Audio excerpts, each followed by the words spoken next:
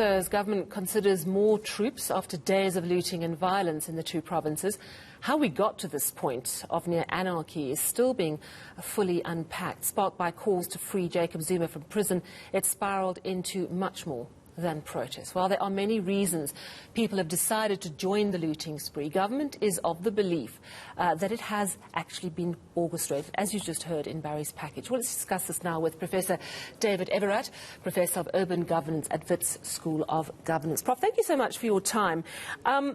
So, do you think that the tide is now turning with these riots? Do you think with the plan to bring more troops on board that we've very likely seen the worst?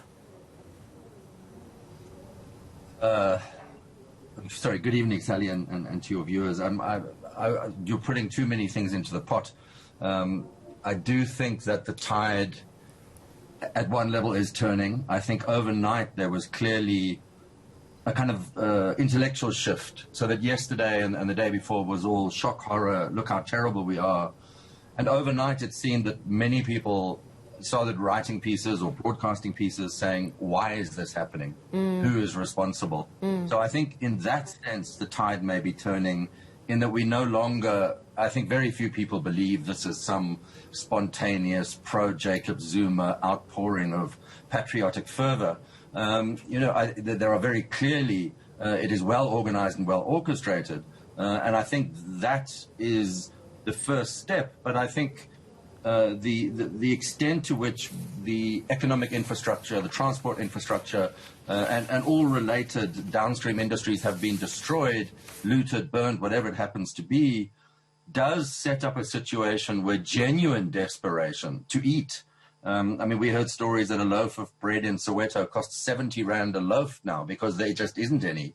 So that desperation, which people were saying was the initial driving force, which most people don't accept now, that may well come into play over the next few weeks and months as these supply lines are simply non-existent right now.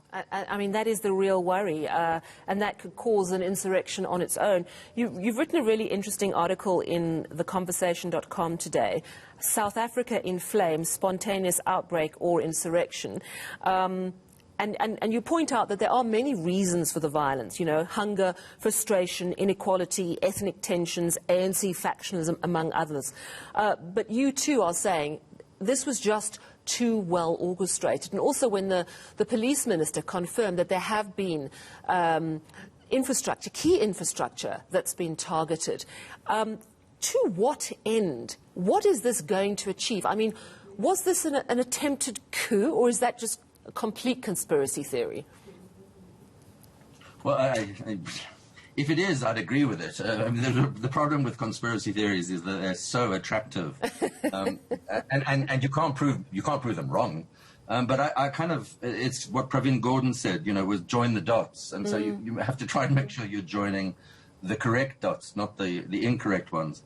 But I think when a couple of days into the violence, the Minister of State Security suddenly pops up and says, oh, by the way, we stopped people destroying electrical substations. We've now had reports that water reservoirs were being targeted as well.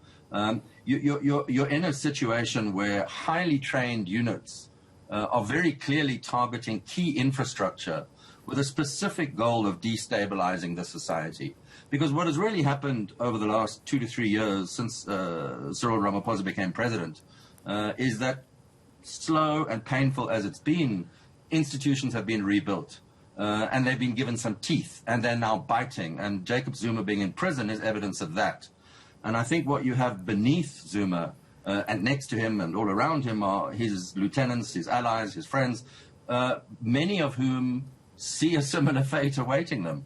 And the easiest way to make sure that justice doesn't come and bite you is to destabilize the entire society. And that, I think, is the game that's being played right now.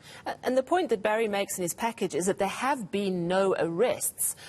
We also heard the Defence Minister speaking to the Portfolio Committee just a little earlier, acknowledging that they were caught with their pants down when it comes to intelligence, that it seems they totally underestimated how bad this could get.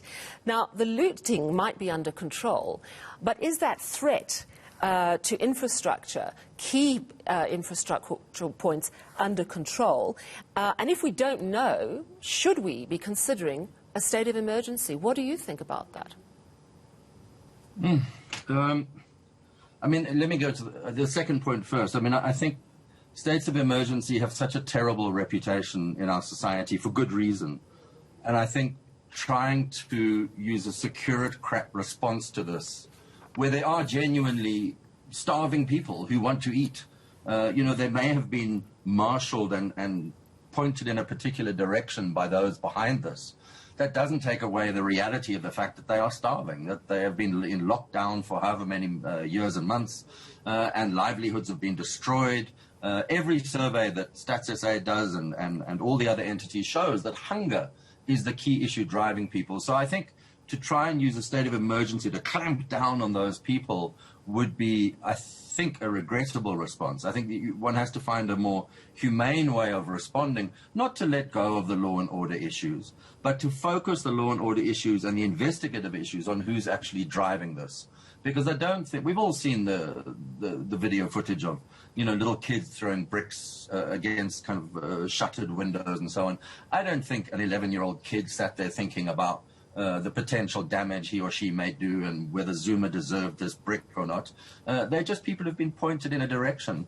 And I think we really need to focus on how you get to those, people call them agents provocateurs as if they're somehow outside the state. They're not.